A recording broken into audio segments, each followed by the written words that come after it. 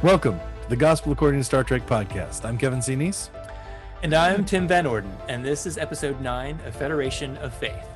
We'll be starting off with some Star Trek news and then discussing Discovery Season 3, Episode 1, That Hope Is You, Part 1. And then we're going to get into our audience question right after we cover our main topic, which is that faith in the Federation, how faith functions in the Federation and in Star Trek itself, not just in this most recent episode. So we hope you'll join us. Stick around.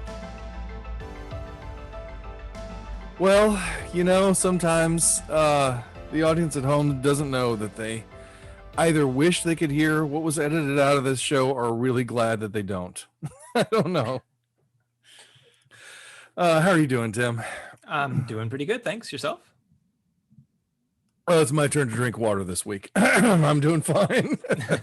Just a little thirsty, apparently. Just a little thirsty.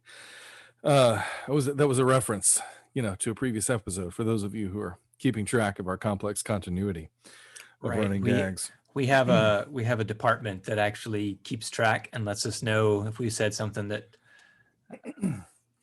eat your heart out, Lucasfilm. Yeah, right. I hired Penny Juday. Okay.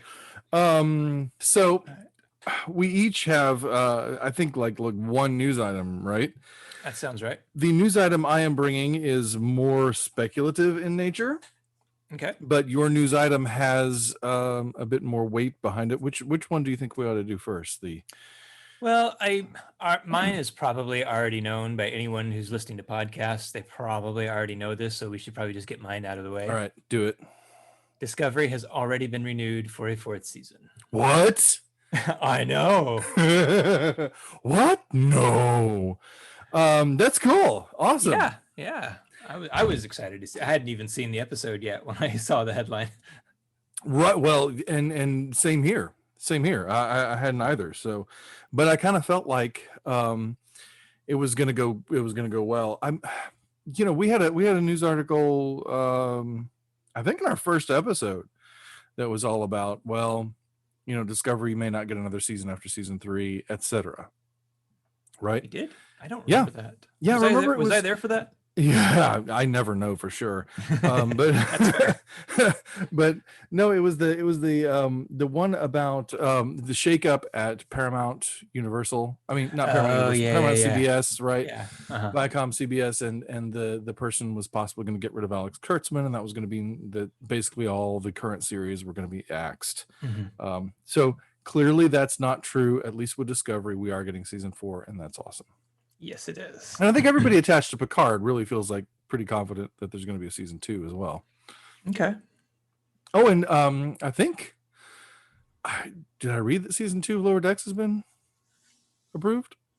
I don't know. I haven't noticed one way or the other. We'll just leave that mystery open for next week. There we go. Boom, boom, boom, boom. Well, so we're excited about that. I'm excited about that. Are you excited about that? I am. I'm very excited. Yeah, I'm feeling good about. I've always felt good about Discovery, but I'm feeling great about it right now. So what's your speculative piece of news? All right, so my speculative piece of news. This comes from We Got This Covered, and in similar fashion to the one that I got from Big Giant Freaking Robot a while back, where they said this comes to us from the same person who told us that Pike was getting a spin-off series. That's that's what they say here. They say, this is the same source who told us that Pike was getting spin-off months before it became official. And the thing that they're sharing is the CBS plans to invite Avery Brooks back to play Ben Sisko again. Oh yeah, I'd seen like rumors of that floating around. I was going to get your opinion on that this episode and see what you thought of it. Well, see, I'm way ahead of you. Indeed, you are. How about that? So yeah, it says here that they're saying, okay, we've been told that they either want to get him on board for a future season of Picard, or give him his own show. But at this point, it's unclear which route they'll head down. And for me, that sounds exceedingly speculative. Mm-hmm. Like it sounds like somebody at CBS is saying, we would like to approach Avery, Mm-hmm.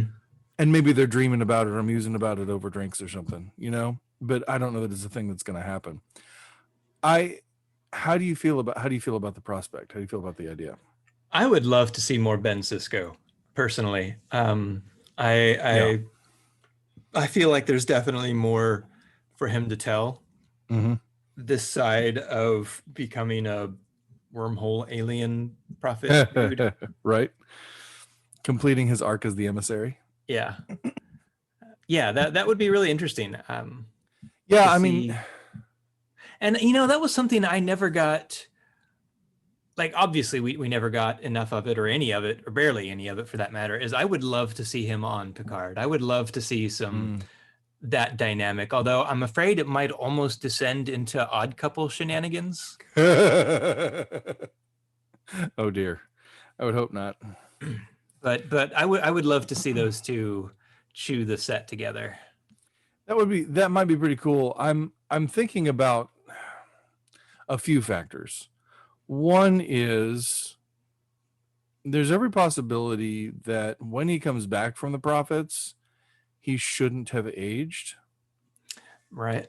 And Avery is, I mean, I don't know. Avery doesn't look especially old, I don't think. Right. He doesn't look like he's aged as much as Patrick Stewart has. Right.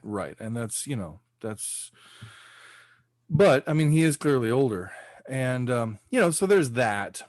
But the other side of it is, I don't know that you could bring him on. Well, there are several other sides. I don't know if you could bring him on as like a guest or a side player or whatever on somebody else's show, because, he's kind of, he's very captain when he walks in the room, right? Right.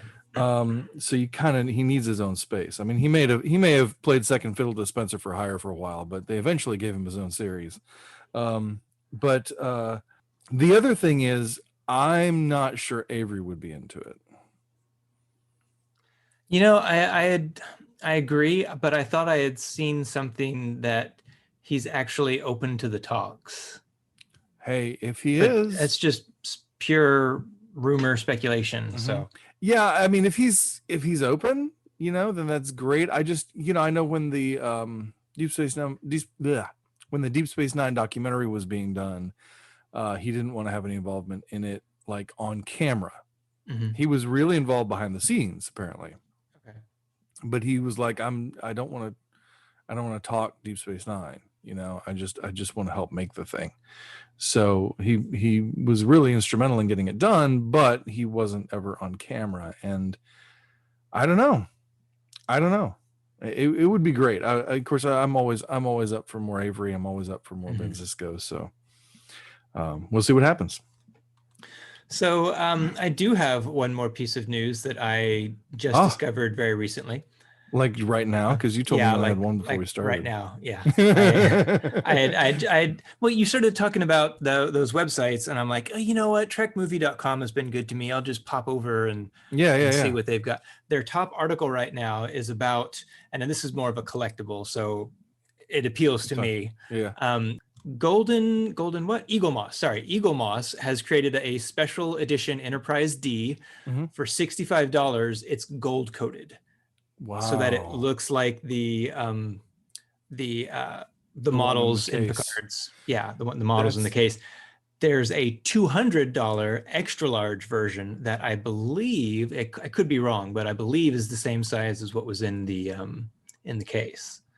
Oh, so, wow. If anyone's sitting around with $200 to burning a hole in their pocket, you'll give them your know address? What you think of it. Yeah. Right. Wow, that's pretty cool.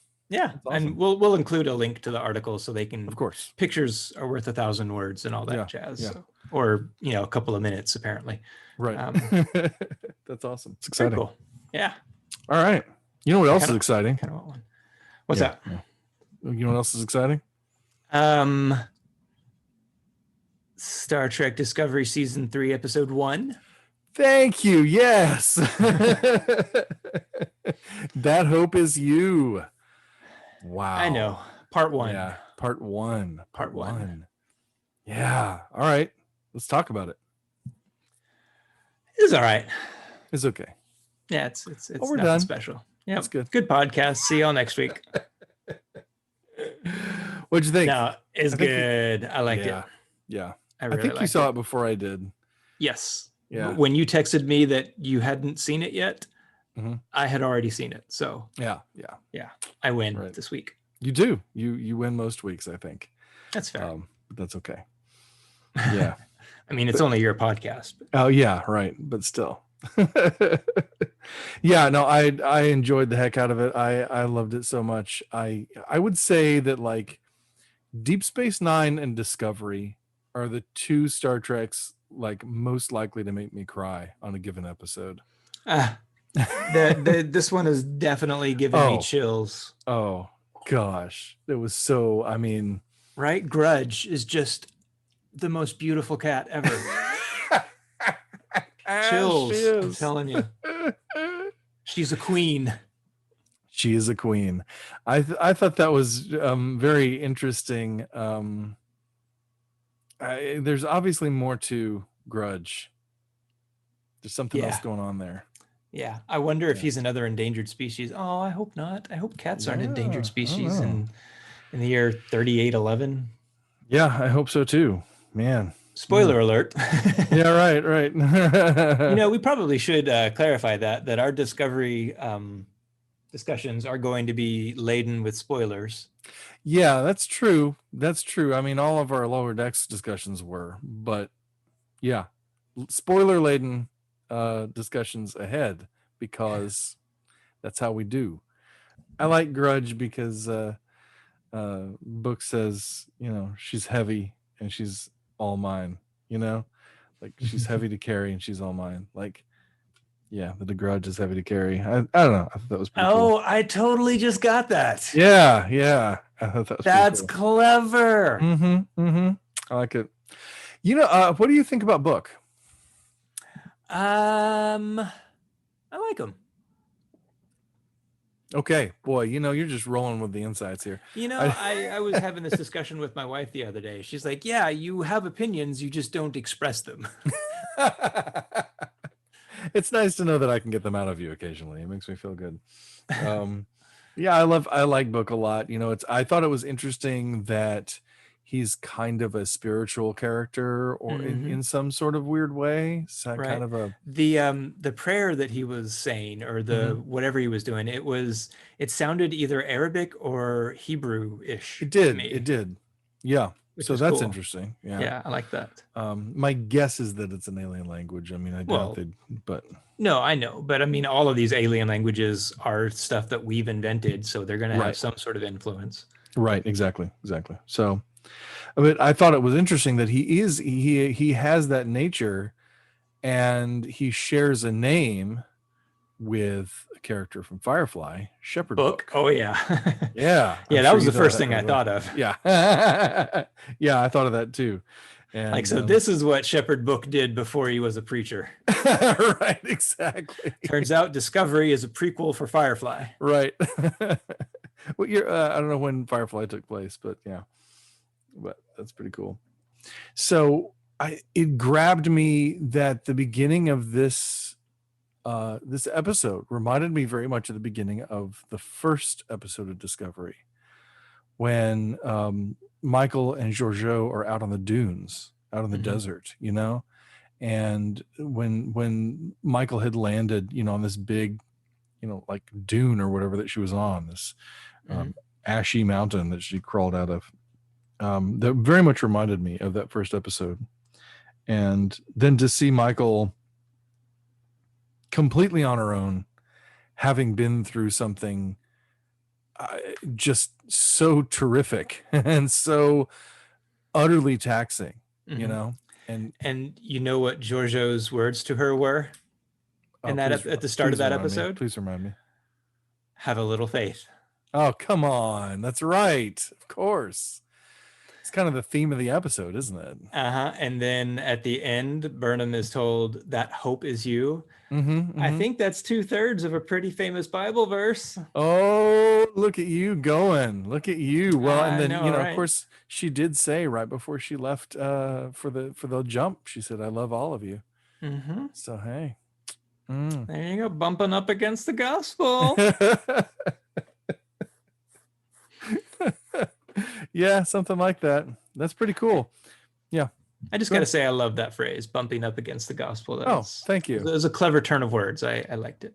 Thank you very much. I think I was influenced by somebody else, but I don't know who. It was many years ago. So, but thank you. I'm glad. Oh, I know exactly who it was. It was Linford Detweiler of Over the Rhine. I think I borrowed that phrase directly from him. Actually, I think he did say "bumping up against the gospel" or something like that in an interview that I did with him, and that stuck with me. So, thank you to Linford Detweiler. He was a better poet than I.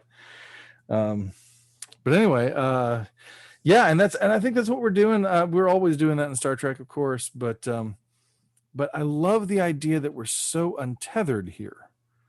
This is very Yeah. much. It's This very is, much. it's an Go ahead. open canvas, a blank Yeah, canvas. yeah. It's very much the feeling that you kind of should have had, I guess, with Voyager, and sort of had with Voyager, but not as much. Yeah. Voyager was tied down to the whole, there was the chance of getting home, Yeah. I feel like they've removed that, at Mm-hmm. least for the moment. They've removed Mm-hmm. it effectively enough that you can just let them be Starfleet Yeah. instead Yeah. of having that additional thing of trying to get home. Well, and doesn't it seem now that they kind of have a new calling, that they kind of have Yes. a new destiny, that, and Mhm. particularly Michael, that they now have to carry something forward, carry the Federation, try to rebuild the Federation. I think is Yep. what they're going to do. Hot take. I don't think Discovery is going to make it back to their timeline. I don't think so either. I think the rest of the series is going to be from here forward. I hope so. I think that's a great way to do it. And I love, like, from a continuity perspective, the burn Mm-hmm. basically gives them a point where if any of their other shows want to do anything before the burn, they don't have to worry about stepping on continuity toes for after the burn. Right. So Absolutely. that was very clever from a writing continuity point of view. But Really well done. And the first name I saw on the credits, which moved really quickly this season. I guess they packed a lot more names into the opening yeah, they've opening got titles. more crew this time around. I mean, they came up so fast, and they seem to just blink on and off the screen. And I feel like they've faded in before, so I was a little jarred by it, even though I loved the opening, and I can't wait to see it again because I got to decode all the graphics because the graphics change every season. You can just like rewind and watch it, right? I know, but I'll go do that later. But Oh, anyway, I see what you're saying. Okay. But the first name I noticed on the opening titles was Kirsten Beyer, and she is an author, a well-known author. I think she's primarily written Voyager novels. Oh. But it was her involvement in this series that really got me excited. One of the things that really got me excited before season 1 was hearing that she was involved, not because I've read her novels, I haven't, but just knowing that she is a well-respected author of Star Trek fiction. That excites me. What'd you say her name was? Kirsten Beyer. Beyer. Beyer. Okay. Yeah. I mean, I get a good Star Trek novel recommendation, and I gotta look into it. So yeah. But because I just feel like, and I was saying this with a friend of mine earlier today too, that what we're seeing in Discovery, and I've felt this several times, not just in the launch of season 3, but I certainly feel in the launch of season 3, is that we're seeing stuff that is less like what we would normally expect to see on screen with Star Trek, and more the kind of thing that we would expect to read in a novel, where somebody's kind of just sort of letting their imagination go wild a little bit, like taking the Star Trek concept and just sort of really playing with it and doing something really interesting. Like, what if there was this, this faction and that spun off and did this? What if all this stuff happened? They bring all kinds of cool, interesting things into their into the sort of memory beta space, right? And I feel like there's a lot of that sensibility here that I don't know how to explain it exactly, but there's just a roaring creativity. And it's just like, yeah, but what if we really went for it? What if we really did something interesting? And I like that. Yeah. and asking questions about what our characters would be, where our characters would be, what they would be doing in completely different settings. I gotta say, I loved the little Orion Andorian pair. Oh yes.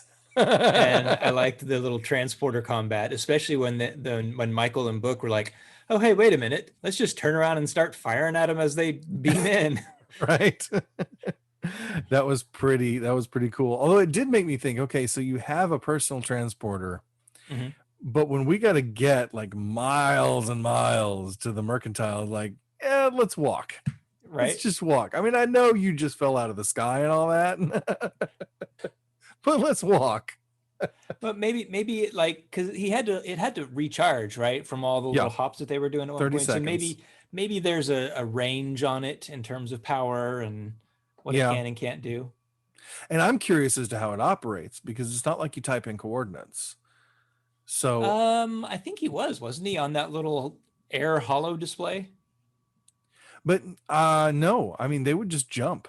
He would just grab her and they just jump to wherever. And I'm wondering, leap of faith, you might say. No, I'm pretty sure, because he said something about finding coordinates in the water, and he could have found coordinates in a rock. I feel like he is inputting coordinates somehow. I don't know if he said coordinates specifically, but I feel like I don't know. I wondered if it's like a neural interface kind of thing, where he can think about where he wants to jump, and then it jumps him there. You know, I don't know. It is the 32nd century, right? So let's see. Anything is possible. And forgive me if I accidentally say the 31st century. I realized I was doing that at some point. When I was thinking about it, to myself, I was realizing I was saying 31st instead of 32nd. 31st century is where Crewman Daniels takes us in Enterprise. Right, which they referenced, right? The Temporal Wars. Yes, yeah. That was a nice little touch. Was pretty cool. There. Nice homage to Enterprise, which we didn't mention the Enterprise joke in the last episode of Lower Decks. Oh, what was that? I don't remember. When Riker comes up onto the bridge and he was sorry, I'm late. I was just watching. It took a long time to get from there to here. Yes. I lost it. Oh, that was wonderful. That was wonderful. I love that. Given the way that Enterprise ended, I don't know if Scott Bakula would have appreciated that joke, but I was a little tickled. I thought it was great. I thought it was really funny. Yeah. And Jonathan I know we're skipping back, but Jonathan in that role too was great, because he's never played Riker quite like that before. It's the cartoon version of Riker. And he was hamming it up and loving it. Oh yeah. Which, if you want somebody to ham it up, I mean, Jonathan's your guy. I wonder if they're still going to have him do like the Riker maneuver. Oh right. Even though he's a cartoon. Oh right. It better. And did you see on one of the pads? In that episode, they had Kirk and Spock drawn up in the style of the animated series style. I loved that. Yeah, I wanted to mention that last week and I didn't. Oh. Hey, but we digress. We're back. We're on Discovery. We're on Discovery. Right. It's really like this is a profound moment in Star Trek, and we're getting distracted by last week's cartoon. But right. Oh man. But no, this really was a profound moment in Star Trek, because it takes place 100 years after any Star Trek we've had before. And we've never had anything this liberating, for technology and storytelling and whatever. I mean, people writing Star Trek right now can literally just imagine stuff. I mean, it's always been this way, but they can really just imagine stuff. Right. With the prequel, as being prequel series, you are kind of constrained with, it was the chief complaint when the spore drive was introduced. Like, well, where's the spore drive in TNG?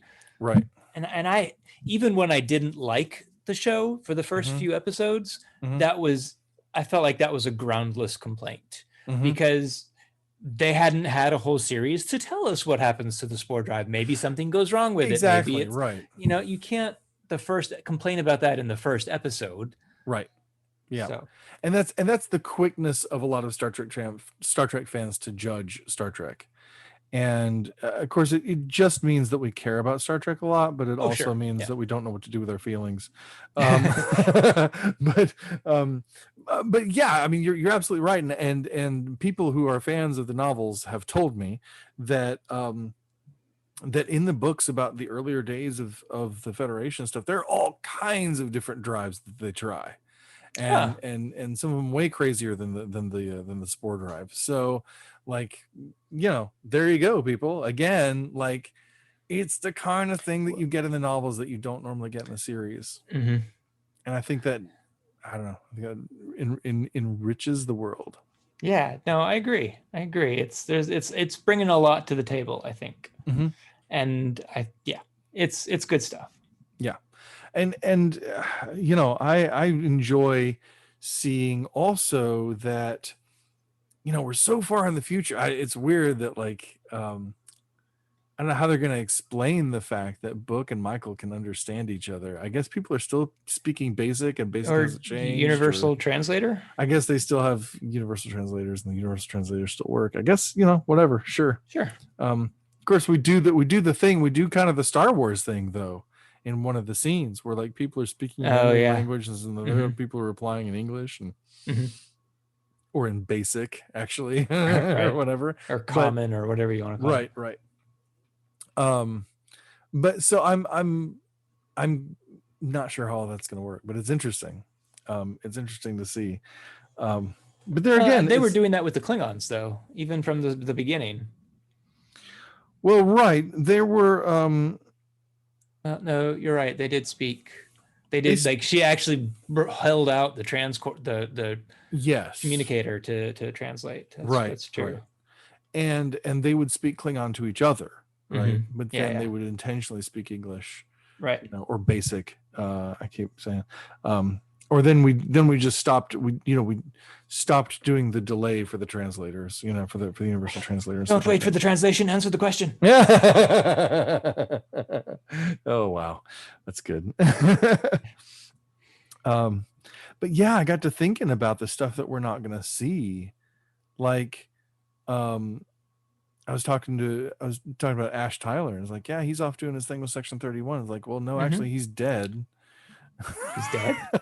Yeah, he's dead. In the 32nd century. Yeah, so we don't know what happened to Ash Tyler. Which reminds me, wasn't like their Section 31 show that they're working on? Yeah.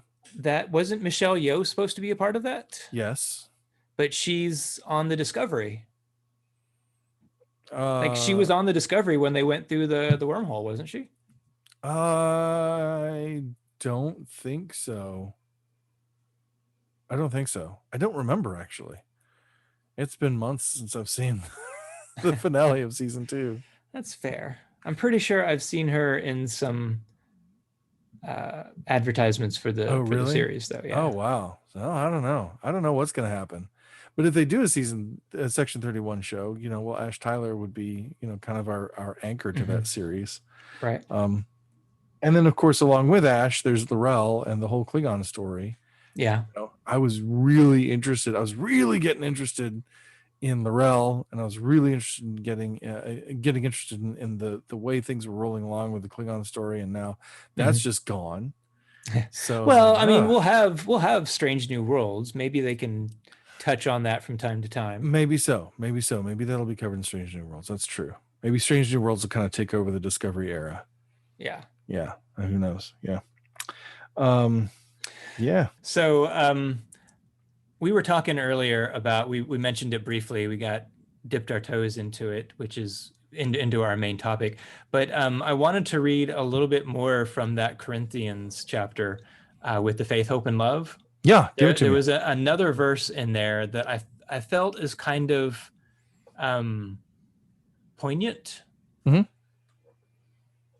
Love never fails, but where there are prophecies, they will cease. Where there are tongues, they will be stilled. Where there is knowledge, it will pass away.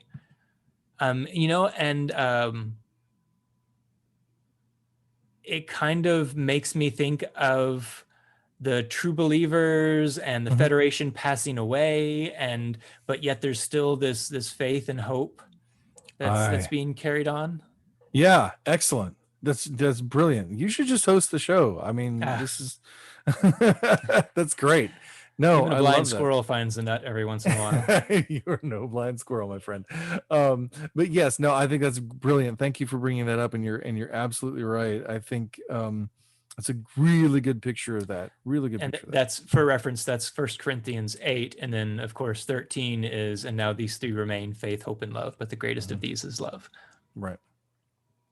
That's yeah, but no, you're absolutely right. And that's the thing that was in my mind that maybe I wasn't putting quite that pin in, where Michael and Sahil, I mean, are just really having a moment. You can tell that It was beautiful moment. Sorry, I'm geeking out again, please but go I ahead. got goosebumps. So Yes. like I got goosebumps so many times during that episode, but that Oh, yeah. scene right there, when like she's getting misty eyed and he's getting misty eyed, and I'm just like, oh, Dude, I straight up cried my eyes out for that whole scene. That's all I oh. did. I mean, that was just, oh man, that killed me. I mean, that just got right to me.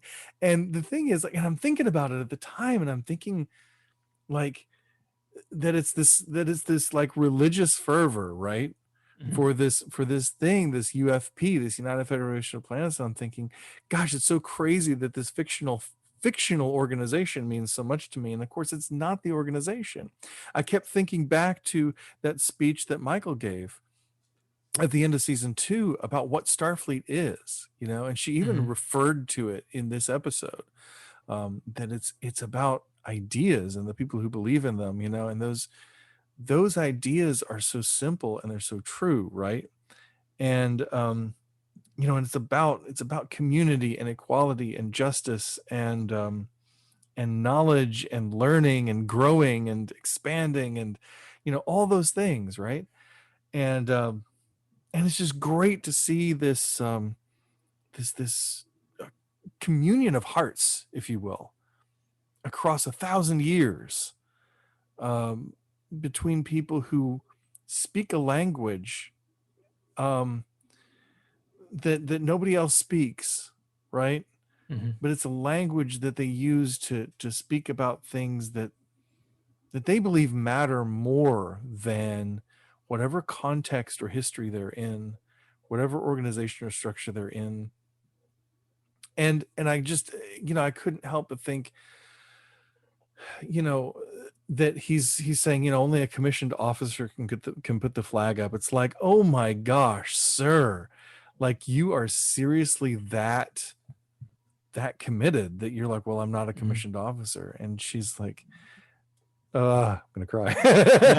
And she says, you are as much a Starfleet officer as anyone I've ever known, and or an officer of the Federation, I think is maybe the way she puts it, as anyone I've ever known.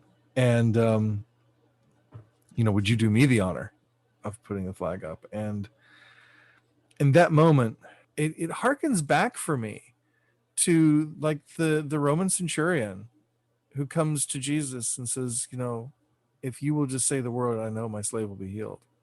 And Jesus says, I have not seen greater faith in all of Israel. Like, you may not be, and you may not consider yourself to be like worthy or one of the chosen or whatever, but man, I say it over and over and over, God looks to the heart, right? Yep. God looks to the heart. And if you're sitting there and you're wondering, like, do I qualify? Do I count as a Christian? If you are caring enough about following Jesus to ask yourself that question, the answer is yes. Because if you weren't somebody who wanted to follow Jesus and who was committed to Jesus, that question would never occur to you. So don't think for a moment that you don't measure up, or that you don't have enough faith, or you're not good enough, or you're not perfect enough, or you haven't done the right things, or you screwed up too much or whatever. What do you think grace is for? It's there for when you make those mistakes. It's there for when you find yourself all alone on a planet hundreds of years away from where you feel at home, and not knowing what to do with yourself. It's there for those times when you don't know where you are. We've talked before about the disorientation in this series, you know, that you start out with a captain you can't necessarily trust, and you don't know where you're going, you don't know what's going on this weird ship. But this is the most disoriented our people have ever been, right? We don't even know where most of the crew is. And when Michael's trying to gather herself, you know, she's just saying her name and her rank and her serial number, you know. Yeah. And it's honestly it's just almost like a religious thing. It's almost like a prayer. It's almost like you know, like you and I might quote scripture back to one another, you know. We might talk, we might say something, we might say those words. I was with somebody recently who was praying the rosary, you know. And you know, or yea, though I walk through the valley of the shadow of death, or right on the Lord's Prayer, you know. Exactly. So it was that kind of a thing to center her, you know, in who she is, and to orient her. So I guess that's the question about where your faith is, where your trust is how you orient yourself. Yeah, and kind of what do you use it for? Like, are you using it as a good luck charm? Are you using it as a magic healing trinket? Or are you using it as a way to center yourself and to identify who you are when life around you is topsy-turvy? Yeah. And that's the difference too, I think, between you know, a religion of rote practices and a faith that you own and believe and that you have in your heart, you have in the core of you, you know. And you may not relate to those religious things. It may be something else entirely, but when you know in your heart that you're looking for God, you know, you're in the right place. I do want to add, though, because it seems like, and my wife commented on this recently, that it feels like we're coming down a little hard on the side of religion. Yes, I agree. You don't have that mantra to repeat to yourself if you haven't already said it in Sunday school 1,000 times. Exactly, absolutely. And that I'd never want to imply that being religious or engaging religious ritual is a false thing. It is for a lot of people. But I think it is for a lot of people because they don't know what it means, and because they're looking for this external thing to sort of to grab onto, or this external standard to meet up to. But when that becomes internalized, right, when it means something to you, when it matters to you, that's when it's important. That's when it's worth doing. You know, when, you know, I was talking last week about kind of moving out of evangelicalism, but that's not to say that, like, oh, well, that's because evangelicalism is bad. You know, certainly there are things in that structure that I disagree with, and that I've moved away from. But like so many of the things that are core to who I am, and that have helped me to have faith and to understand faith, I got the elements of those in that evangelical structure. Right. So even though it was a structure that I eventually had to move past and move beyond, it was one that was exceedingly beneficial for me when I was in it. And not everybody can say that about their religious experiences. True. But that's the thing. Even sometimes when you have bad experiences, you can find good in them. Right.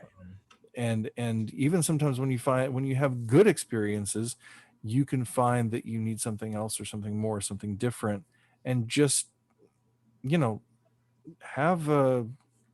give yourself that room, give yourself that space to either be religious in the way you've known how to be religious, or not be religious in another way, whatever it is. But the point is that faith and that hope, that's what ultimately remains. That is the best, the faith and the hope and the love. So yeah, way to go, Paul.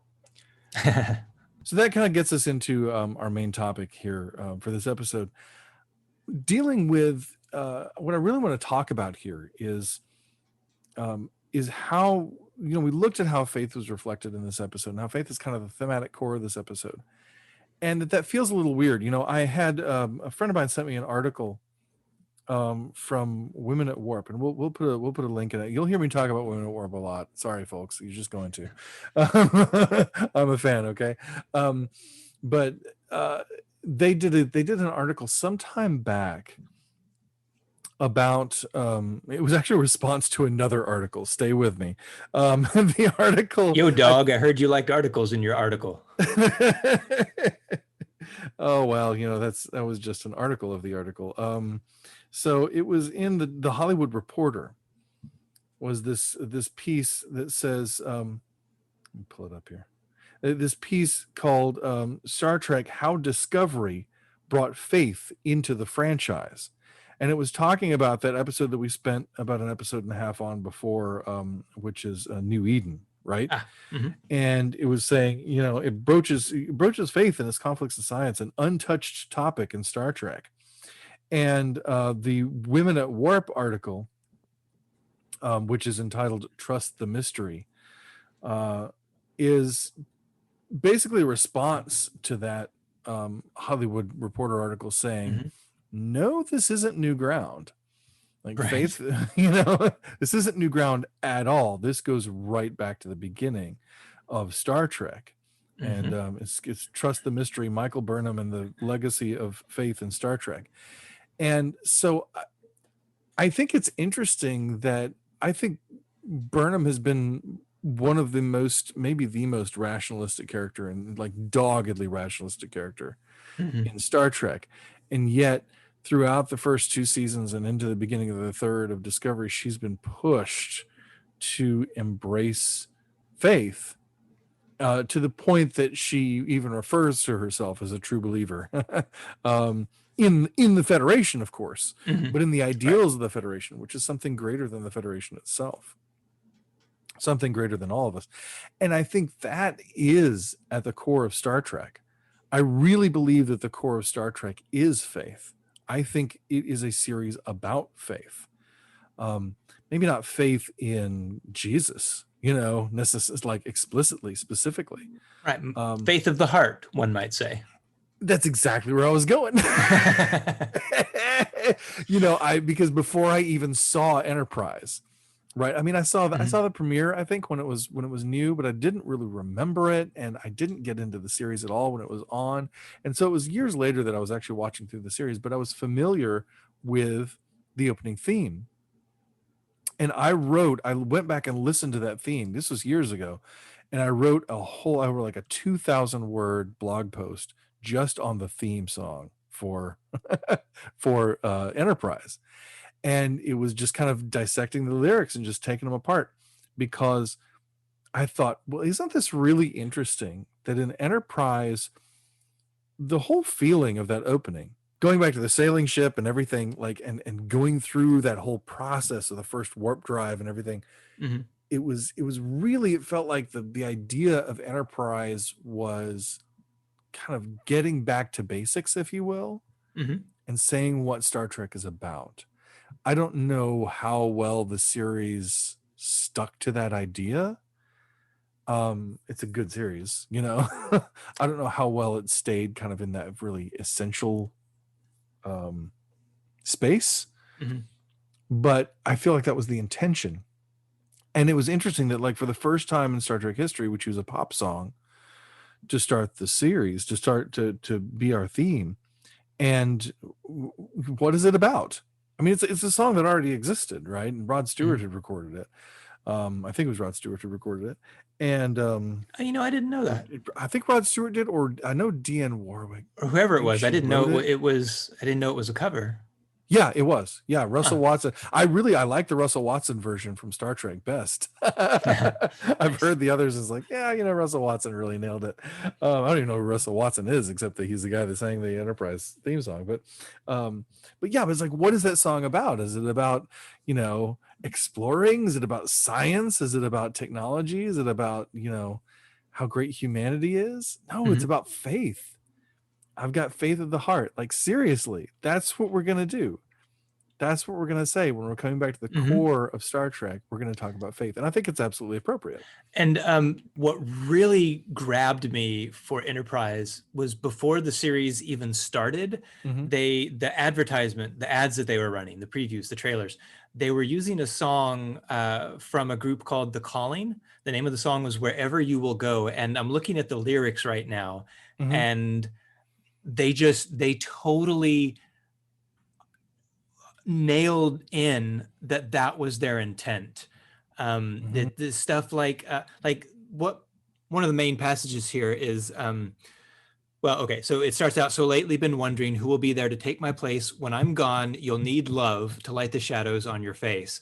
If a great wave shall fall and fall upon us all, then between the sand and stone, could you make it on your own? If I could, then I would. I'll go with you. I'll go wherever you will go, way up high or down low. I'll go wherever you will go.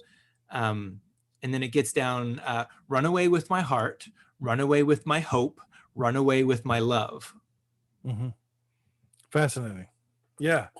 So it's a similar kind of theme, a similar kind of idea, you know, but it's definitely saying, you know, I will follow wherever you go. Right. So yeah, I like that very much. I like that. But I mean, why did that strike you? Why did that grab you at the time that was the song they were using? I just, the sense of exploration and, well, like, I guess the fact that they were like, the visual component was about the excitement of exploring and stepping away and going out there and finding out what's out there. And, you know, we understood that the premise is starting Starfleet and starting the Federation. And here, the song that they're using is talking about running away with my heart, my hope, my love. And then the conclusional verse where they say, I know now just quite how my life and love might still go on in your heart, in your mind. I'll stay with you for all of time. And that just feels very spiritual, very scriptural to me. And it just, I didn't know it at the time, but it feels like such a core of Star Trek, of that no matter where we go, that our humanity is going to be with us through our hearts, our hope, and our love. It's a part of us. It's a part of Star Trek. And it's just, when you were talking about kind of like Enterprise's, I don't know if you were kind of saying it was getting back to the basics, but this is just, it felt very core-like to Star Trek. Yeah, I think you're completely bang on. I think that's absolutely right. And I thank you for pointing that out, because I didn't see those previews, or at least I don't remember them. Right.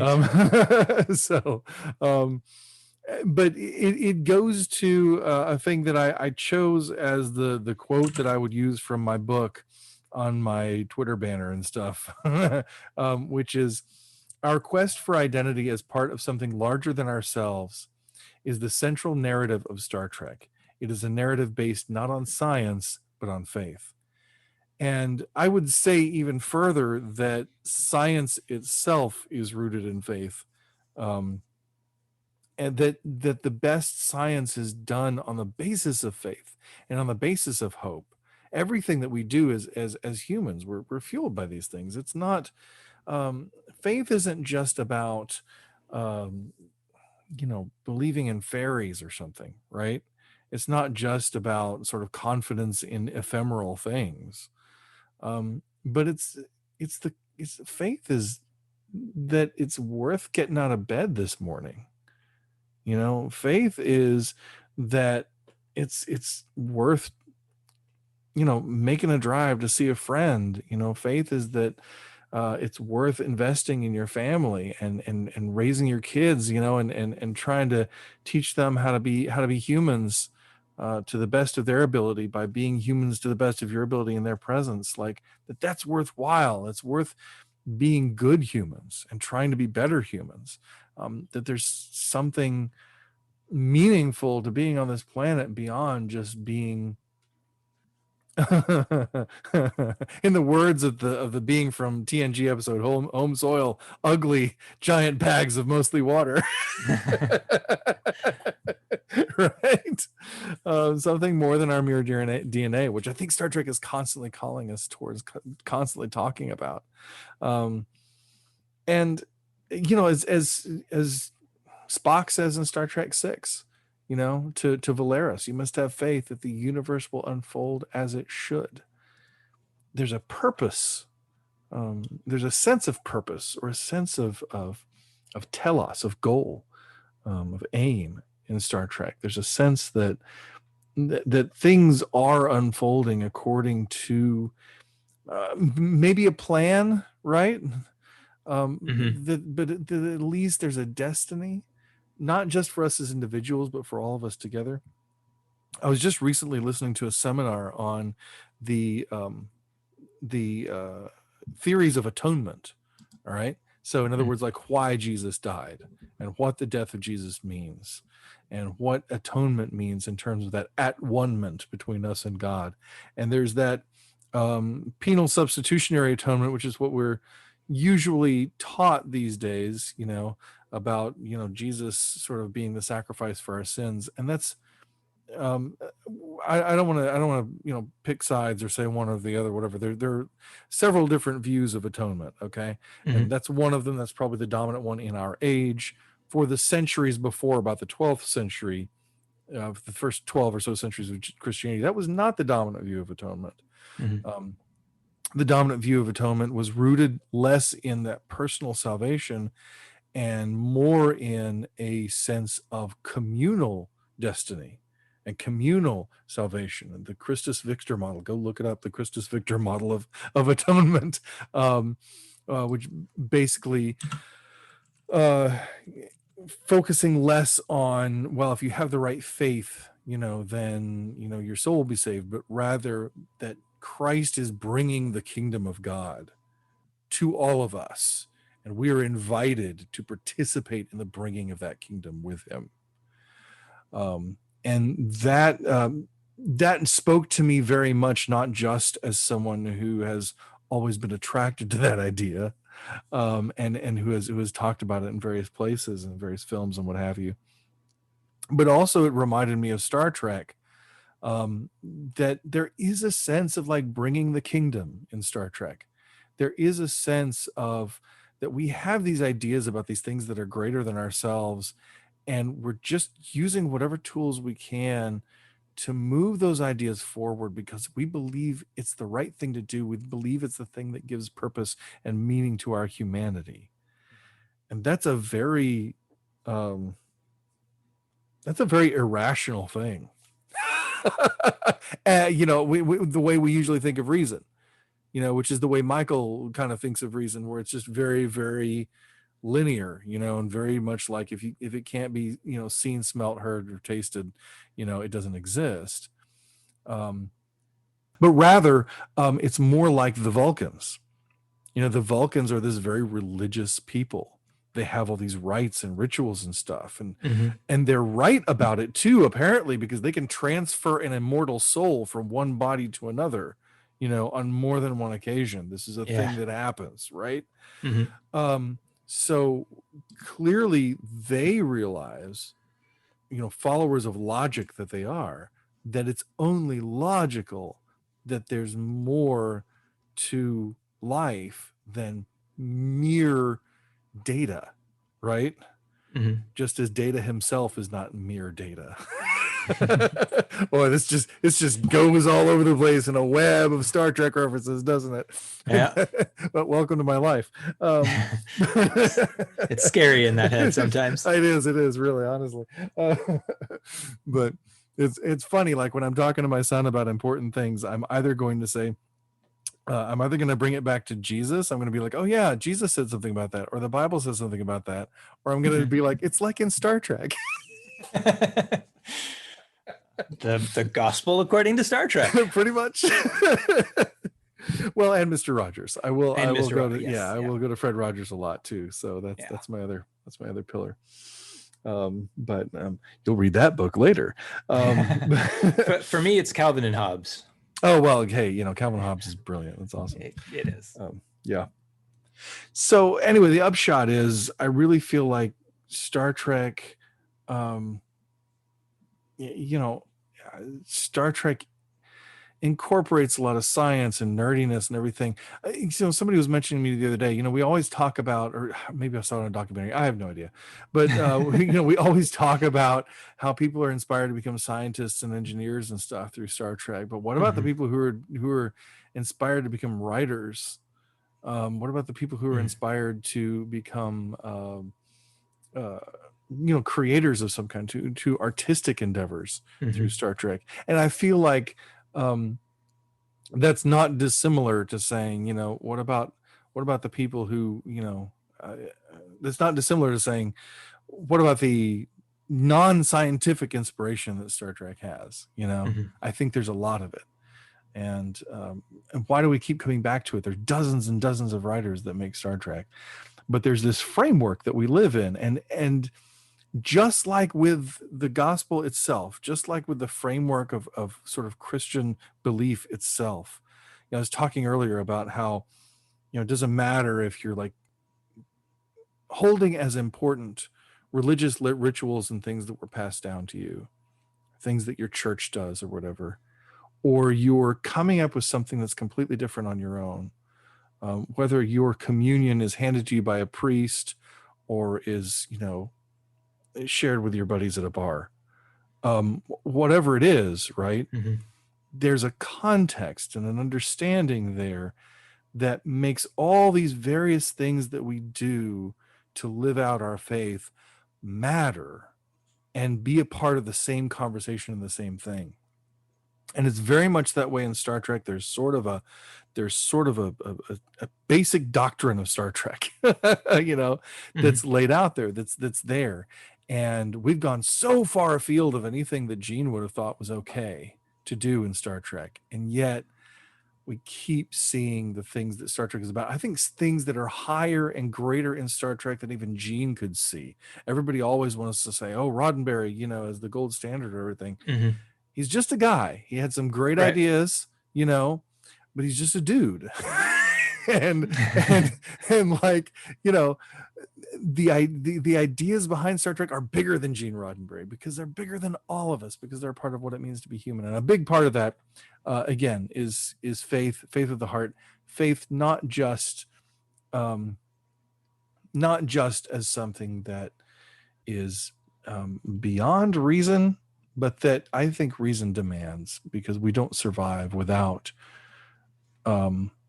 pushing ourselves towards something that is beyond ourselves. And if faith is not the leap outside of oneself, I don't know what is. Indeed. Well said. Well, there I go. No, that was good. I just want to throw out for our listeners, in case anyone like me is not terribly familiar with this Christus Victor that you mentioned. There's a book written by Gustav Olin. Okay. Olin, maybe. Christus Victor, an historical study of the three main types of the idea of atonement, written in 2003. That is supposed to be a good primer on looking at the different types of atonements. I'm seeing it on Amazon right now for $15. There's one left in stock, so order soon. But, well, and I would also say not spawn. Right, exactly. I would also say that Zondervan did a series of books called Four Views. Zondervan. What's his first name, or is that his last name? Is that his only name? Zondervan is a publishing company. Oh, okay. It's like the number one Christian publishing company. They're owned by HarperCollins, and so they're huge. Zondervan. Zondervan, Zondervan. No, I found Zonderfang. That sounds cooler.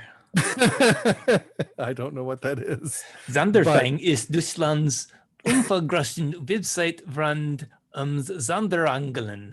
Yeah, I don't know what I'm saying. I should probably not read German without knowing what I'm. You're easier to wrangle when you're sleepy.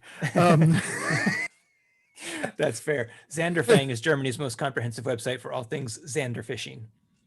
Well, there you go. So Zondervan did a series of books called Four Views, and one of the books is on atonement, and it's a pretty accessible volume for understanding the views of atonement, or at least getting a handle on four different authors' presentations of four views of the atonement. So Okay, so as for this week's question, we've got one from one of our listeners who wants to know, in the episode of TNG where the Klingons clone Kalish to bring him back and lead a religious revolution, what do you think Star Trek is trying to say here about science and religion?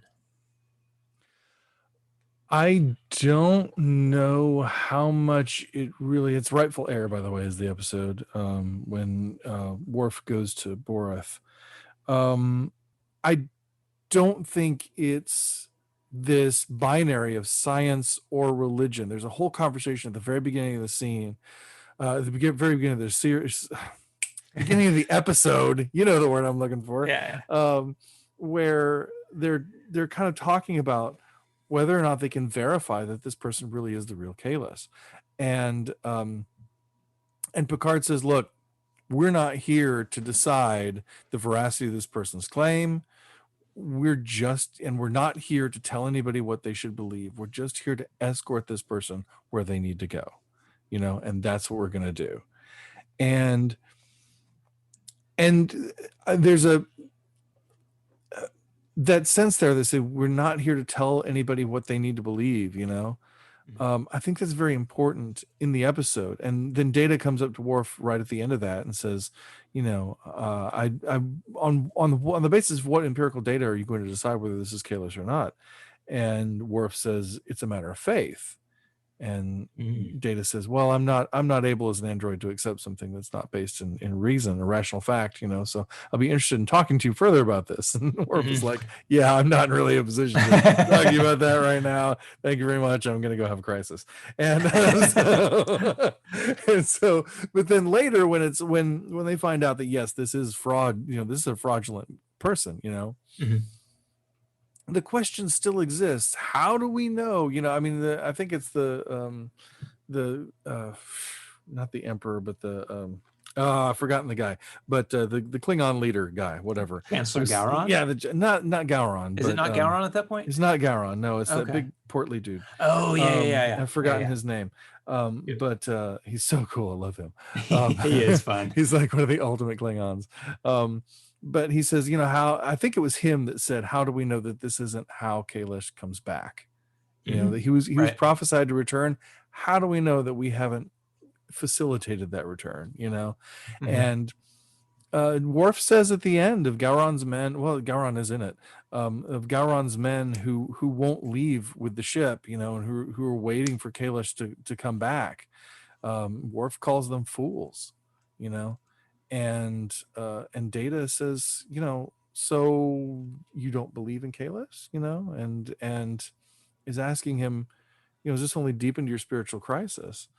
And then Data has a bit of dialogue, which I've actually used when I speak. That's why I know some of this so well. I actually use this clip when I speak. That Data says to him, look, I once had what might be called a crisis of the spirit. When the Starfleet officers on Omicron Theta activated me, they told me that I was nothing more than a machine, an android, just a machine with human appearance.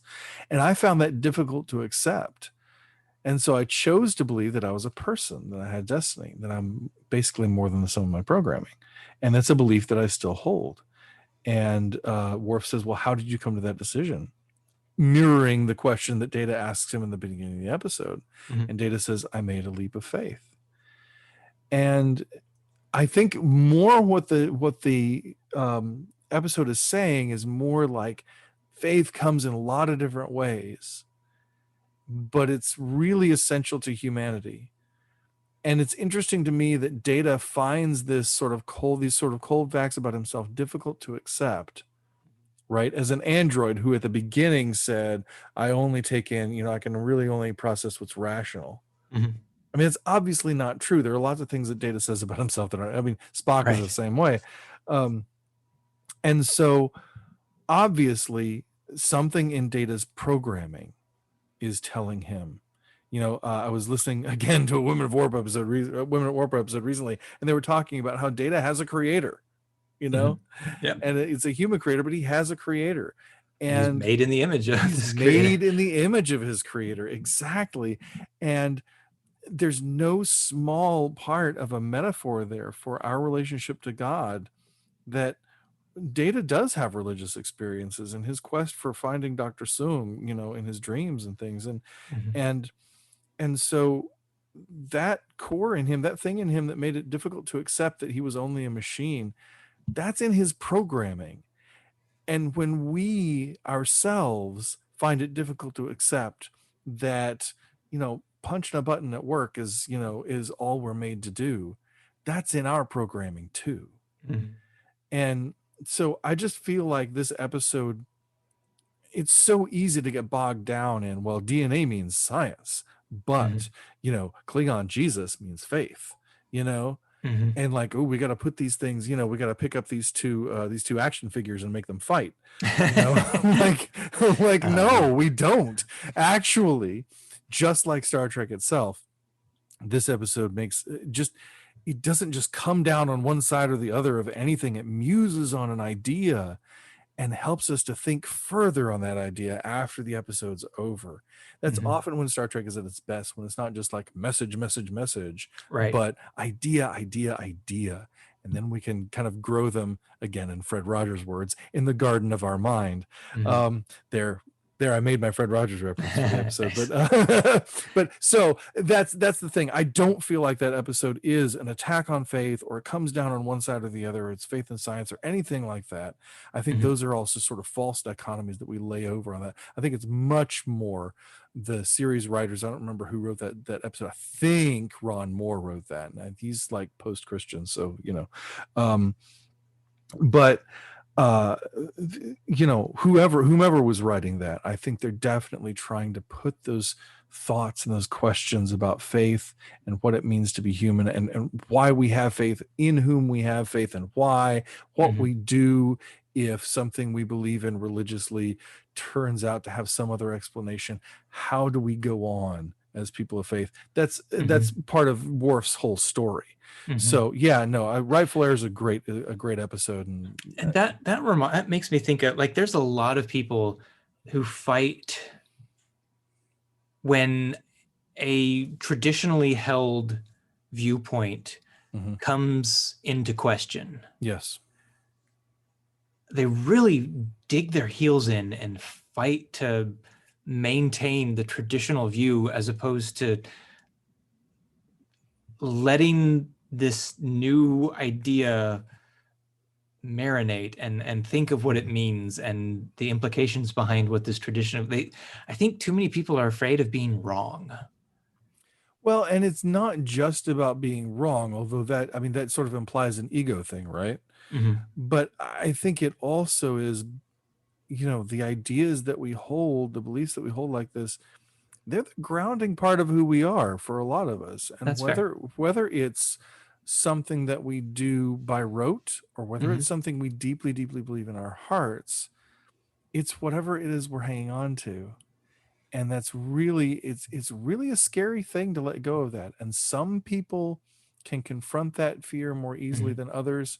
Some people will confront that fear more easily about certain things or at different times than others. So that's why we got to give each other grace and give ourselves grace at all times, because we never know where somebody is on their journey. So, Amen. Yeah. Thank you. All right. That about does it for our question. Thank you, listener, for sending that in. Yes, thank you. And if ever you want us to say your name on the show, I never assume that people want us to say their name, but if you want me to say your name, just let me know. I just tend not to protect people's privacy, so that you can ask whatever you want to, really. Yeah. So, Tim, what's going on next week? Well, next week we're going to cover the second episode of Discovery. Presumably it will be entitled That Hope Is You Part 2. Right. And we're going to see what comes up, what the episode inspires us to dig into. I like this. I like this idea that we're keeping a little bit loose, because we don't know what to expect from Discovery, and it seems to be inspiring some stuff to talk about. So we're going to kind of keep following this. Can I say, I just want to interject, our listeners, would you let us know if you like knowing what we're thinking about talking next week, or does that not matter to you? Like, could we just skip over this and surprise you? Yeah, let us know what you think about that way of doing things. If you have any ideas, let us know. We're making this up as we go along because we're all Indiana Jones. We're flying by the seat of our spandex. We are. All right, good. Well, that sounds exciting, Tim. I appreciate it. We hope you'll join us next week. In the meantime, please like, share, comment, subscribe, and if you're on YouTube, please ring that bell. Oh, and also rate us on Apple Podcasts. I think most people are listening to us on Apple Podcasts. So also send us, as we said, send us your questions. Gospel According to Star Trek on Twitter and Facebook, or gospeltrekpodcast@gmail.com. We would love to discuss your question on the show. Tim, do you have anything else to say to the folks at home, or did you already say it? Some days I really miss fruit roll-ups. Yeah, me too. But not too much, because my son was a toddler not terribly long ago, so I got to eat a few of them. That's a darn good reason to have kids. It is. Hey, man, I'm telling you, get on board. Either that or start feeding your cats fruit roll-ups. Right. All right, well, that's going to wrap it for this edition of the Gospel According to Star Trek podcast. Thank you so much for being here, and until next time, I'm Tim Van Orden. And I'm Kevin C. Neeson. As Jesus said in John 10:10, live long and prosper. See you next time.